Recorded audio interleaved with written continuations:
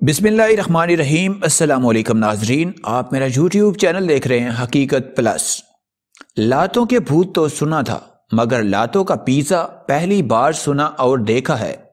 कमाल का पिज़्ज़ा कि जिसे नंगे फर्श पर लिटाकर घुटनों के बल चित किया जाए और काले स्याह पैरों के नीचे लताड़ कर ब्रेड की शक्ल दी जाए और इसके ऊपर लवासमात सजाकर तिक्के और फजीते के फ्लेवर के साथ पेश किया जाए तो खाते हुए कह आएगी नहीं तो कह आने की एक्टिंग ज़रूर हो जाएगी। अल्लाह रे अल्लाह, फास्ट फूड चटपटा जो हुआ तो खाने को जी क्यों न ललचाए।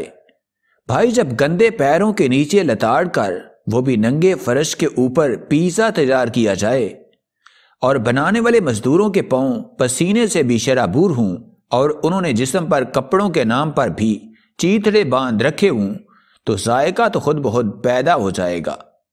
आजकल सोशल मीडिया पर पिज़्ज़ा बनाने वाले एक कारखाने की वीडियो वायरल है। वीडियो तो ये इंडिया की है, मगर हमारे यहाँ भी हालात कुछ ऐसे ही हैं। वीडियो में देखा जा सकता है कि फूड की छापामार टीम एक ऐसी फैक्ट्री पर छापा मारती है जहां पर पिज़्ज़ा बनाने के लिए इसके आटे को फर्श पर डाला गया है और पिज़्ज़ा ब्रेड को बड़ा करने के लिए मजदूर नंगे पैरों के साथ इसके ऊपर चढ़े खड़े हैं और घुटनों के साथ इसे प्रेस कर रहे हैं।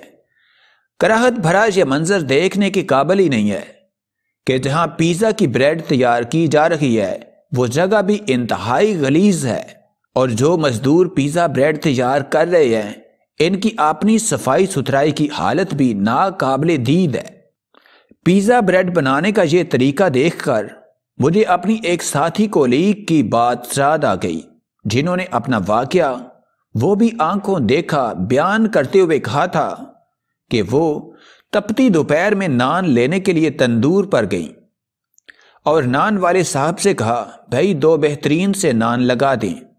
नान लगाने वाले ने नान लगाते लगाते अपने मुंह पर आया पसीना हाथ से साफ किया और पेड़ा उठाया, नान लगाकर तंदूर में थोप दिया। तो मोहतरमा गोया हुई कि भाई आज मुझे पता चला कि ये नान इतने नमकीन और मज़ेदार क्यों होते हैं। तो जनाब, पिज़्ज़ा बनाने का तरीका भी आपने देख लिया और गुज़श्ता दिनों चूहा शवारमा भी देख लिया।